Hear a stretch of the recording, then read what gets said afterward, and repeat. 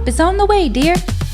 Shut the Front Door, a podcast from Infinity Hydration and Wellness. Join us for holistic health and wellness talk designed to help you feel better emotionally, mentally, and physically. Time to dive in. Welcome back to Shut the Front Door. And if you have stayed with us this long, thank you very much. You can find us on YouTube, Spotify, and we're here to talk about all things real life, real chaos, and things nobody else wants to talk about. Today we have with us the master of EBOO, Jason DeLeon. And if you Google him, it says the leading specialist of EBOO within the U.S. I don't even know if he knows that or not. So please welcome Jason. And if you could tell us a little bit about yourself and what started you in Ozone. Yeah, thank you. To open, man, that's a huge title. If you Google me, I don't know how that happened, but we probably need to knock that down a little bit. Yeah. So who I am is Jason DeLeon, as you mentioned, but I travel around the world training practitioners on EBOO therapy or ozone and ultraviolet light IV therapy. So how I got started in this thing was my own health journey. So I had chronic migraines. That's what led me to look for other therapies. It's not necessarily ozone that fixed me. It's more the functional medicine methodology of you having a relationship with a practitioner and they truly guide you through your own health. It's not, I didn't show up to this doctor expecting him to fix me. Together we fixed me. So that whole I'd say that way of thinking or that way of practicing medicine is what fixed me, so to speak. I still get migraines, but not near the scale as what I used to. I used to get like 5 to 7 a week, like Monday, Saturday through Sunday migraines.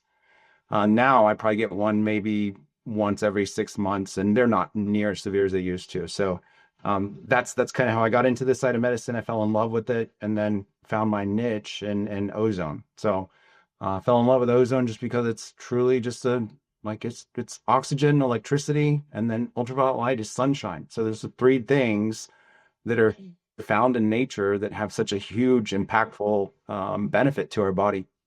Yeah. Awesome. Now, did you start out with standard, high dose, EBOO, or which one did you meet first?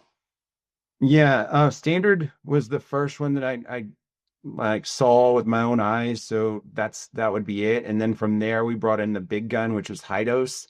At the time, that was the sledgehammer in the toolbox. And as time has evolved, since I've been out of a clinic, it's been EBOO, and that's what I've specialized in over the last 3.5 years. So, I will say now I feel like EBOO's pretty much taken over the top spot, just period. And it's so versatile in things that it can do. There's still room, obviously, for high dose and standard for sure, and as you work patients through. But for me, just as far as what the need is for patients out there, I feel like EBOO's really demanded the majority of the attention for patients. Now, I know personally I struggled, and you got to witness this, that I could not start with EBOO. But I have since, in the past year, worked my way up to EBOO. Is that very common that people need to start out at a small dose, or what's the percentage wise of who could start with EBOO and who couldn't? Yeah, as time has gone on, I think I'm up to like 70 plus practices that never even owned an ozone generator yet. They brought in EBOO. So that means every patient that's coming through has not done any other therapy yet. They're starting off with EBOO and they've tolerated it just fine. There is a percentage out there, though, Desiree, that cannot tolerate going straight to EBOO. So like you yourself, that's not uncommon. That does happen. There are some patients that they're in such a, maybe a dire health journey that they need to have very little oxidative stress to start off with and kind of titrate up and work up to something like EBOO. But yeah, I mean, it's not, I'd say, highly common, but it is a thing. And that's, again, another, huge testament to you guys having all the different types of ozone IVs available so you can service all of those patients from A to Z. Yes, and we were even a part of one of the FDA MAP studies with just UBI only, and we got to witness what UBI specifically all by itself can do, just lowering inflammatory markers. Man, UBI is truly, when I joke around, whenever I train you guys, I say, okay, Ozone is the cool kid at school. Everybody knows him. And UBI is going to, ultraviolet blood irradiation is going to be the nerd that makes millions one day that nobody really knows who he is. Ultraviolet light is much more powerful than ozone is. Even though ozone seems like and it truly is. Ozone is the most oxidative substance that we have on Earth, but UVI is even more potent than that when it comes to taking out like cytokines, bacteria, fungus, you name it. I mean, it's just so versatile and who all can help patients. So that doesn't surprise me at all. And ultraviolet light definitely deserves more flowers than it gets. That's for sure. Now, regarding G6PD, we have quite a few patients. They do come from other clinics. We require G6PD prior to starting Ozone. As a professional, can you just give your elevator pitch on why a G6PD lab is so important prior to starting Ozone? Yeah, and I want to jump into like just the quick 30-second explanation of what the heck a G6PD lab is, because it's patients have typically never even heard of this before. Um, Basically, we're testing your blood to confirm that you can handle an oxidative therapy like ozone or sometimes high dose vitamin C. That's whenever if patients have ever heard of it, it's typically because they've done high dose IV and high dose vitamin C infusions. So that's where it's most common. But in the ozone world and EBOO world, we are just confirming, it's just a quick check just to make sure that your body's in range to be able to handle this little bit of oxidative stress that we're putting it through.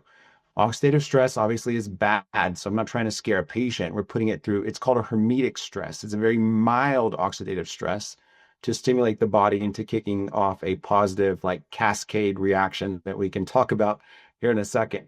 But that's what that lab is doing. I'd say it is important just because, again, we're trying to be safe with you. We're trying to make sure that, again, you can handle this therapy. At the very worst case scenario, if we did not test, what could happen is we could actually destroy your red blood cells. So it's called hemolysis. We're trying to avoid those things. That's why you want a clinic that's going to be ultra cautious and just check everything out from head to toe before they even start. Good. Thanks for verifying that we're not crazy. Corinne had a recent interaction with a patient where they wanted to take, what was it? The EBOO, the canister. Oh, yeah. With them to send it off and get it tested. And I know I had messaged you. Has anything evolved with what's in the canister? Because I think that is the number one question we are getting is, what is all of that? And sometimes we say it's their demons, and we know that's not a good answer. So here's where we're at with this in 2025 is there is Vibrant Labs can do a total tox test on your remnants of your cup. And that sounds amazing, right? So you'll get all these things that come back on it. Here's, in my opinion, where I settle with this right now, as of today in November 2025, is that they're testing that against a urine panel. Because here's something that most patients don't know is that we cannot send a liquid to a lab and say, hey, test this. Because then they come back to us and they ask, okay, against what? What am I testing for? You have to have a control in order to test against something. We can't send a strep throat test and, to see if you have strep against like a urine panel. It has to be tested against those ranges, right? So same here with that, that waste cup. So will you have some things in that waste cup that show up that could be impressive? Yeah, they might. The problem, if you do enough EBOOs, I'll get off on something here in a second that's relative to this, but if you do enough EBOOs, you're going to have some EBOO therapies that have a lot of waste and some that do not. So the filter is it's an imperfect filter because its primary job is to diffuse as much ozone into blood as possible. Secondarily, it's a filter. So is it exciting to look at some of those things that total tox burden test show? Yeah, it is, but it's not a qualitative, or excuse me, it is qualitative, it's not quantitative. So that's where, as you're looking at these things, I mean, it's nice to see it, but for me, where I stand with it, I wouldn't spend my money on that. I'd rather do diagnostic testing and have you do true blood panels, and let's test against some of the things that we do know that we can like have hard data on, and just go there. Yeah, I like that answer a lot. Thank you. Next question. We recently came across a patient. She did the new protocol 2, so Kim's protocol 2 off Ozone Academy, and said she never wants to try Ozone again because it gave her a massive flare-up and she felt absolutely awful. What do you say to a patient that has had a really bad experience with Ozone? Yeah, it's hard to look at someone in the middle of a detox event and tell them this is a great thing. But that's honestly what's happening is you're truly flushing things out and um, detoxing the body a little bit too quick than what their liver can handle or their kidneys can handle. So that's why they feel like just junk.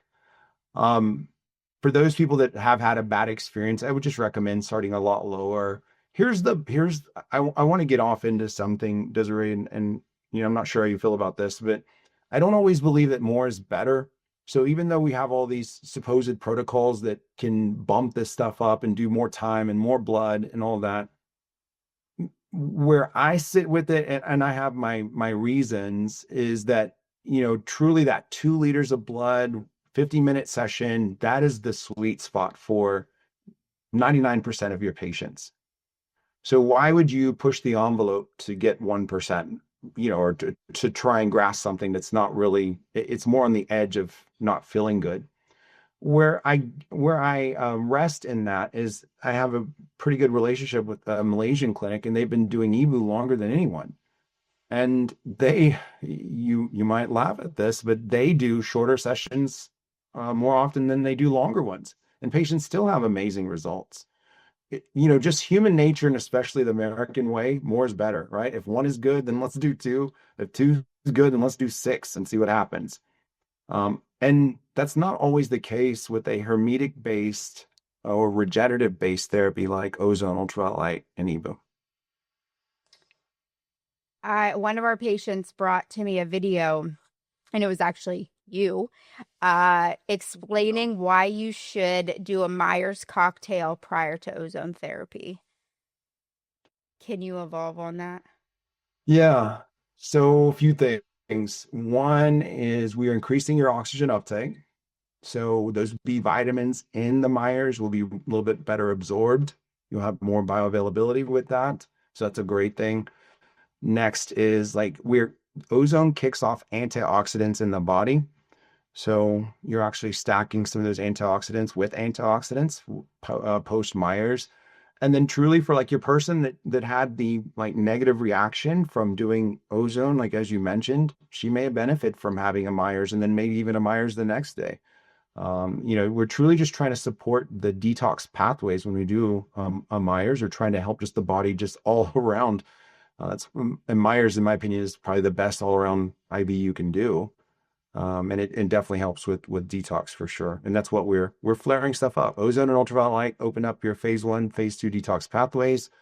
So, doing those therapies are extremely beneficial post EBOO. Have you had any experience with it lowering anybody's thyroid antibodies? Yeah, it's funny you say that. So when I interviewed a doc from Oasis of Hope, a cancer hospital in Tijuana, he said, Jason, this is where I get a lot of my own hard data for what's in the cup for EBOO. Some of the different colors of fluid in the cup and so on. So that is where I got some of my data from. But he was sharing with me, he's like, one of the most remarkable things that we've seen with EBOO is that it's moving TPOs into range. And he's like, that is incredible. It just shows how bringing your body back into homeostasis, right in the middle, nice and in balance, the body will self-correct and it'll start healing. So that just, again, shows the power of EBOO. And then also to the patients that are on the fence of this thing, it shows you what all's going on behind the scenes. Because EBOO session, you're just hanging out with your arms out there. It's kind of boring. I mean, outside of the spectacle of it. But there is a lot of cellular processes going on behind the scenes. So, fun fact, what I didn't know when I met you was that I had Hashimoto's. So that Wow. was part of Okay. my issue. And then I worked my way up and my antibodies are now Mm. negative. However, Dom, who's sitting here, hers are like 1200, No, 1500. 1500. And I am trying to talk her into doing baby doses of ozone. Yeah, absolutely. So the interesting thing is I did UVI treatment in Philadelphia probably like 15 years ago because I kind of always do stuff ahead of time when it's still weird. I would drop the girls off at elementary school, drive down to Philly, get a UVI treatment, and drive home just in time to pick them up. And I did it weekly, and then I did it monthly, and I did this for a few years, and it got all of my hormone, thyroid, PCOS, Hashimoto's, all of it under control for a while. But the thing with UVI that I would like to ask is, even though I felt great on it, I felt like I needed a lot of them, like 20, 30, 40 sessions, as opposed to, it sounds like Ozone and EBOO, you don't need as many. I also had Ozone in Philly, but it was the gravity fed one. It wasn't EBOO, but I don't know if anyone here knows like what the difference is and why you need so many UVI and why it doesn't like stick, why it isn't more permanent. So it cut out a little bit, but I think I got 90% of what you were saying. And let me answer you this way. I'm going to pivot because this is relative. If I told you to come visit me in West Texas and I gave you three options to get here, a bike, a car, or a jet, what are you going to pick? Obviously the jet. Right. So EBOO is your jet clinically and symptomatically.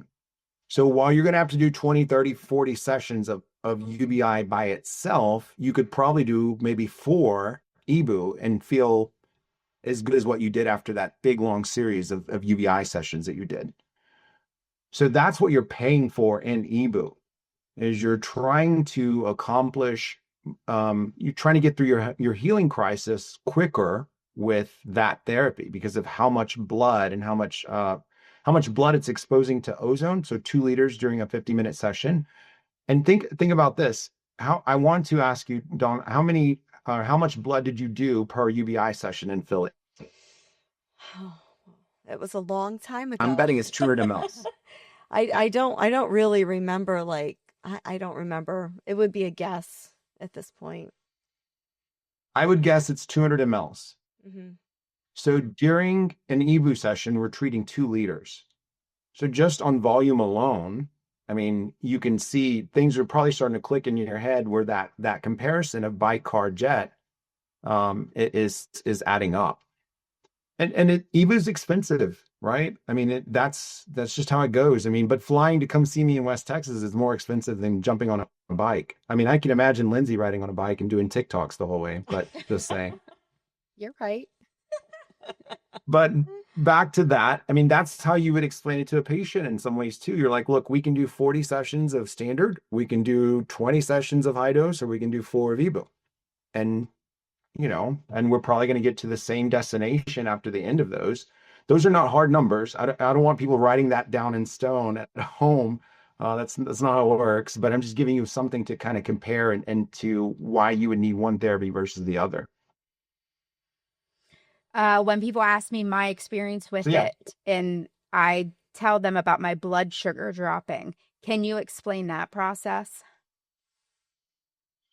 Yeah. So that whole blood sugar thing is the number one thing that we look for during an EBOO session. It's the number one thing that can go wrong. Let me say that. And it can go wrong if we're not testing. The girls here test. That's why they're awesome. But blood sugar can drop because we're exposing your more blood to ozone than any other ozone IV. Dominique mentioned gravity ozone. That's just like 200 mLs of blood mixed with 200 mLs of ozone and sent back. That has a single diffusion point of an 18 gauge needle. So that's just one point, one diffusion point of ozone coming into contact with blood. In the EBOO world, we have thousands of diffusion points where ozone is coming in contact with blood. That's a two-edged sword, meaning we're getting more diffusion into blood than you possibly could with any other ozone IV, which makes it extremely efficient, extremely effective, and all the beautiful things that we want from it. However, it can break down glycogen at a much greater rate than traditional ozone. So I'll give you something to think about. If we were outside, all of us right now running wind sprints, we're going to run through our sugar reserves because it's all power to the machine. Your body's like, hey, we're working out. We need to power this machine right now running wind sprints. So you're breaking down glycogen during that time. It's the number one thing that breaks down before it goes through the whole electron or the cellular diffusion cycle there. But with all that being said, that, like what Desiree mentioning, she had a bad experience about that. We were watching it. We got to check on it. We want a baseline of above a certain number, and then we're going to make sure you don't have a significant shift. If we do, we'll give you some juice or possibly even hang an infusion bag that can help boost it. But that's the reason for it, is because we're breaking down glycogen at a much higher rate than we ever could with ozone. Ultimately, ozone's job is to help convert NAD to NADH the correct or much more efficiently. And when you do that, you need glycogen to start that whole process. Pretty sweet answer, isn't it? Mm-hmm. Couple more questions, and then I promise we'll let you go. So we recently had another gentleman who came in specifically because I think it was atherosclerosis originally is why he called for his wife and said there were some new studies out. I could not find them all. Are you familiar with them on plaque buildup in the arteries related specifically to ozone? So a cardiologist, a cardiologist that I worked with has a published study of EBOO combined with phosphatidylcholine or plaque X, improving ejection fractions in some of the sickest of the sick patients. It's like recent hospitalization, just very, very sick patients. It's all relative to breaking down arterial plaque. And I had a cardiologist that is so excited about EBOO tell me, he's like, what makes up plaque? So Desiree, I'll ask you that. What makes up arterial plaque? Because there's another component to that we miss. So I'm going to put you on the spot here. If you don't know, it's okay. Gosh. Does this have to do with our cholesterol? Yep. So cholesterol, fibrin, Yep. that's one of them. But one part that's an unknown to traditional medicine is bacteria. What is ozone and ultraviolet light at its core? It's antibacterial. So we can break down some of that plaque because of it. It's actually extremely fascinating. And then you get into like the dental like map theory, where if you get a root canal, you could end up with a lot of it makes sense, right? So that was really, really interesting to me. And I know that if I had any type of arterial plaque, I'm doing EBOO and I want phosphatidylcholine possibly. But regardless, it's number one on my list for sure. And ozone, ultraviolet light, IV, it's of some kind. How do you know which one is helping with the bacteria the most? Or do you not know? I only know some of this just from the UVI study we did. Yeah, I'm a firm believer that you always want to do ultraviolet light with ozone. They go together like peanut butter and jelly. Plus, we're targeting essentially 3 different components of blood in one IV session. So, as far as who gets credit for breaking down arterial plaque, I don't know. I think they get a tie. Like I think they're both that effective in doing what they do. Yeah, it was funny you just mentioned about the root canals. The gentleman who's in the process of taking out all of my root canals comes to us for EBOO and tells all of his patients to come get EBOO prior to any type of dental procedure, as well as now there is an oral mouthwash with ozone in it. Are you familiar with that? I am huge fan. Me too. Wow. Yeah. Listen, I've been a fan of Ozone since I've been like 5. So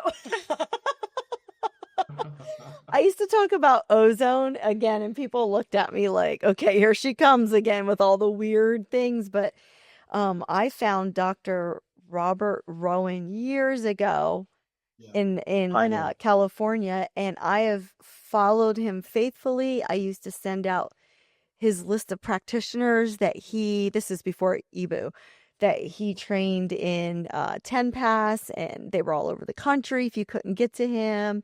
During our last epidemic, I was telling people about ozone, begging them, just please go. But yeah, I don't know. I love the fact that you focus on the detox pathways though as well, because when you've been in this industry as long as I have, everybody loves a good cleanse and a good detox, and then you try to educate them. You have to go slow. You have to be careful. You have to set aside time that you're going to be in bed or you're going to be sick, especially if you have Hashimoto's numbers like I do. They're supposed to be like 9 and mine are like 1500. But that's a great point. You have to manage the client or the patient's expectations. And like he was saying, this is great. Why not take the jet if you can take the jet? But maybe you have to walk or, do TikTok on your bike first or something before you can get on the jet. I mean, would you not agree?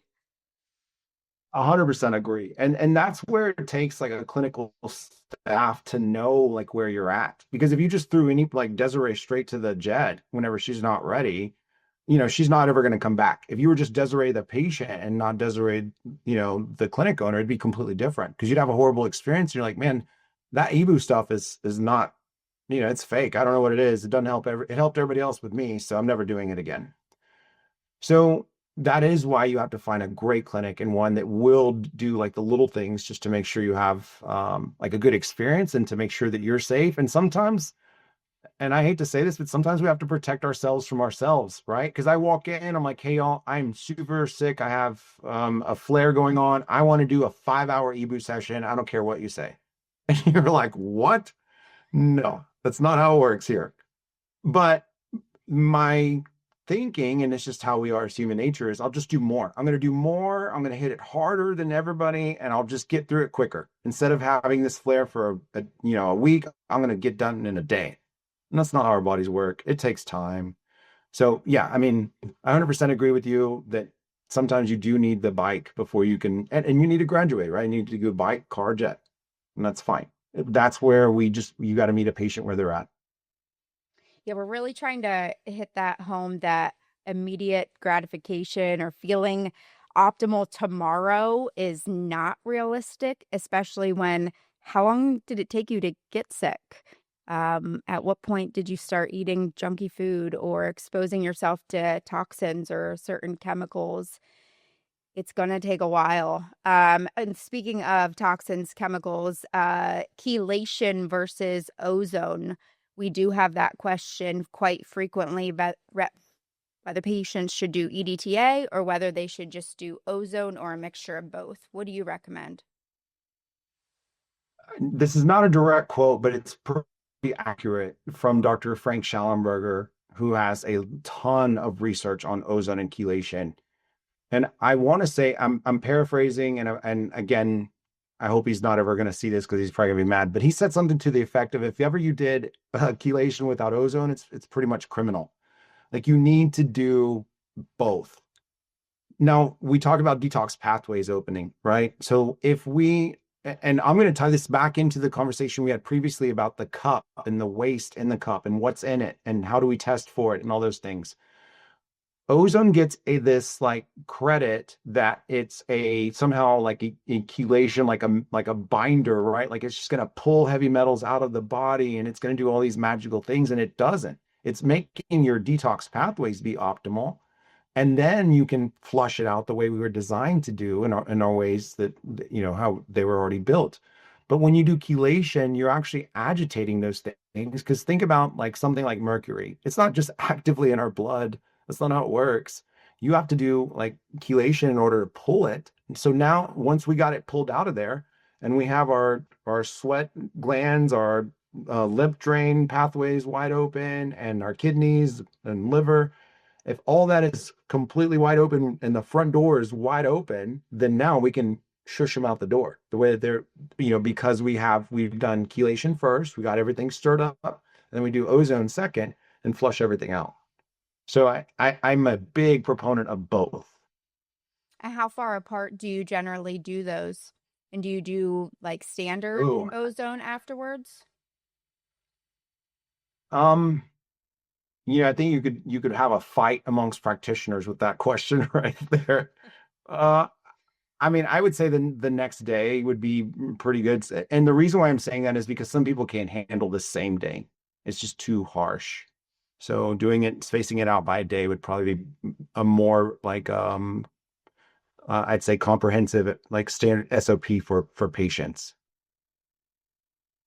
Awesome. I mean, something to definitely that we want to implement. I will say we don't currently do them a day apart now.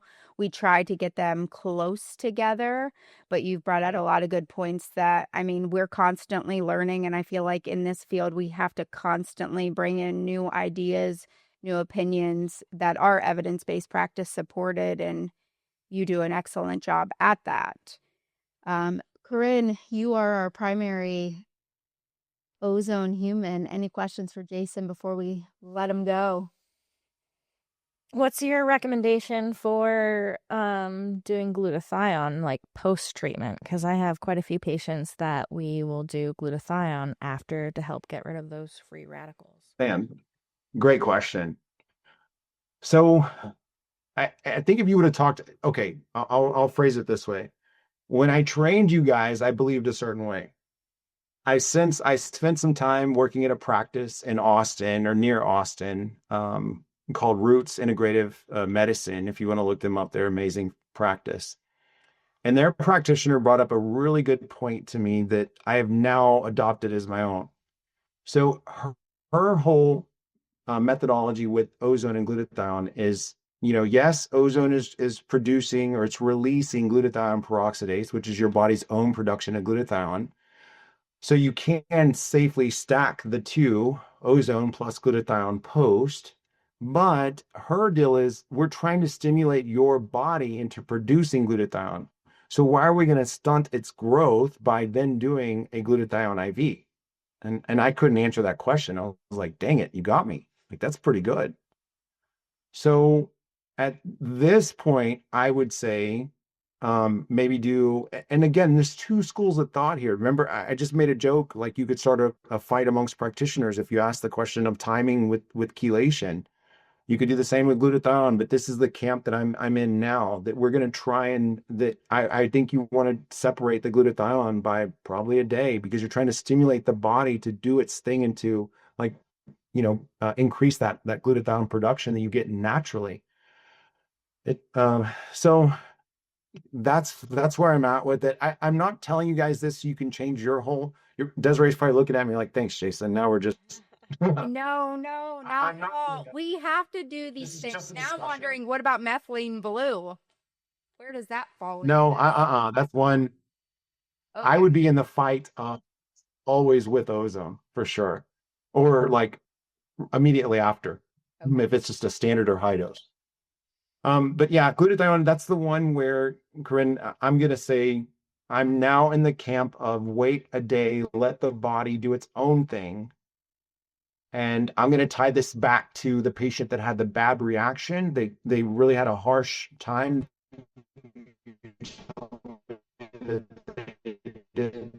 The tier 2, Paul, I would bring that patient back in for glutathione to help them feel better.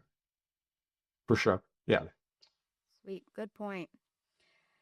Well, Jason. No, wait, I have a question. Oh, never mind. Well, we're going to let you go soon, but I'm sorry. One question. Dom's got one for you. Well, it's funny that you mentioned Roots. My best friend lives in Austin, Texas, and goes to Roots.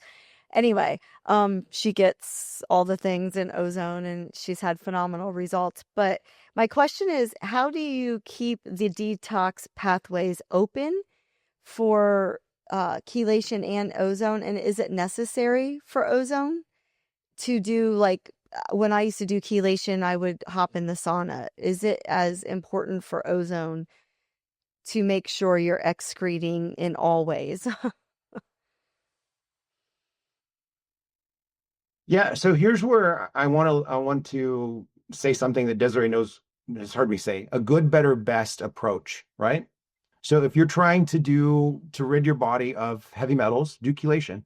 If you're trying to do a better approach, do chelation plus ozone.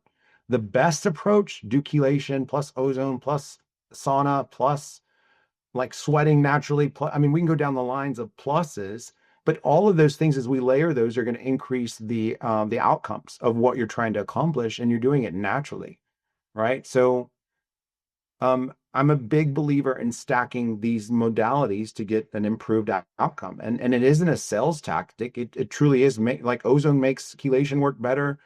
Being an infrared sauna makes all of them work better. I mean, you can go down the list of those things. So yeah, I would say put them all in one big protocol because it's just going to improve your outcomes. So what he said is Okay. go do all the things, Dom. Yeah, just all do the all things. the Yes, things. all the things. Yeah. So I'm for all surprised I didn't people, get any insufflation questions. what was that? I said I'm surprised I didn't get any insufflation questions. Well, you only get those through text message.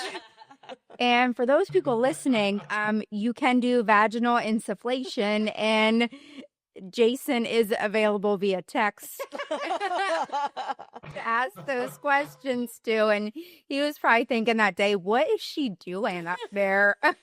And I will pull the syringe of ozone, but I am not inserting it. Make that clear. No, that's above the scope of service right there. So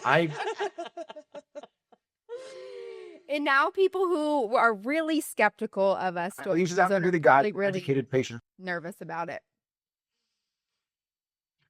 Yeah, but I also want to, like, we joke and laugh, but it shows the versatility of it, right? Like you can do all these different therapies, and we're using it to do something either like systemic, meaning the entire body, or localized on targeting a specific area. So that just shows the versatility of the therapy. And for those people that are laughing or like, holy crap, this is weird. Just because we don't know it's a thing doesn't mean it's a thing.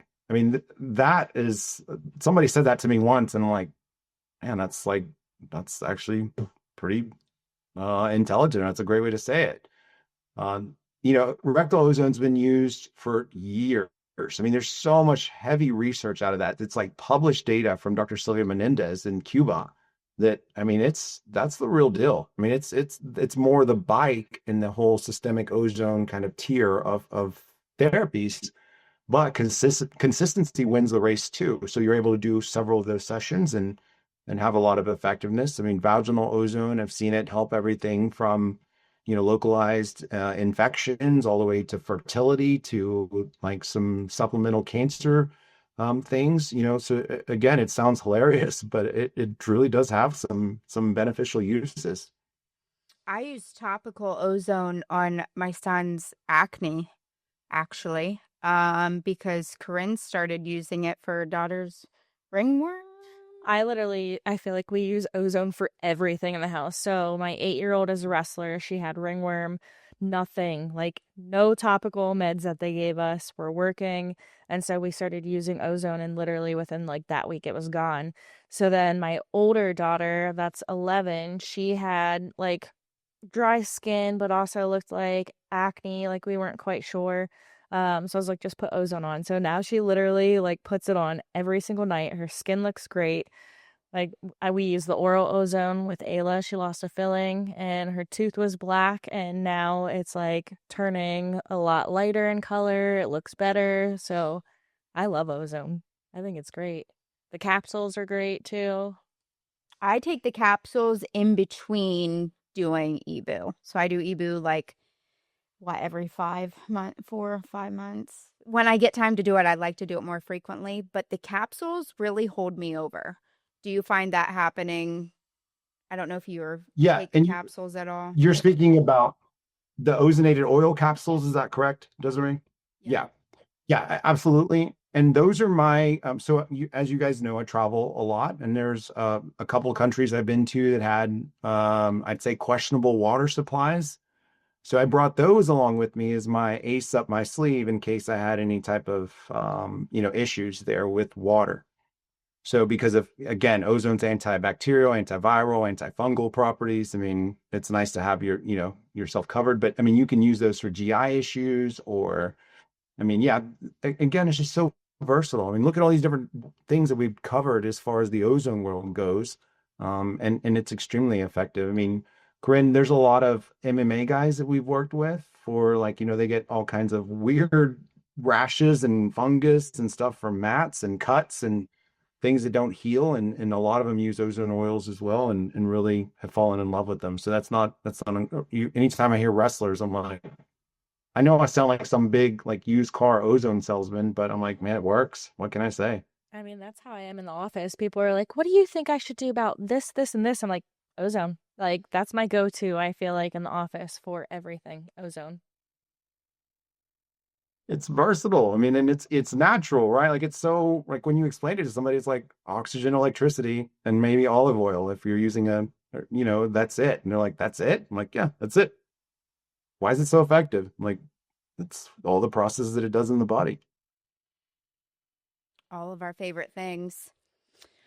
Well, Jason, before we leave, is there anything else you want to say about ozone to all of our listeners, especially those who are nervous about trying, skeptical, and just need to say, hey, go do this, you won't regret it? Yeah, I mean, whenever I first present on ozone therapy, this is what I ask practitioners and patients. I would ask you the same thing, like who would benefit from improved mitochondrial function, reduced systemic inflammation, and immune balancing? Who could benefit from that? Okay, that's who needs to do an ozone ultraviolet IV. Whether you're the sickest of the sick, I've worked in cancer hospitals, all the way to elite athlete performance centers. There's guys that played in the NFL on Sunday that we've worked on. That's such a huge range in health. So, you're doing a therapy that has that much versatility. And, it's not a magic silver bullet that's going to correct everything. Obviously, it's nothing like that is that way in this world, but it does make everything else work better. And that's the beautiful thing of ozone and ultraviolet light.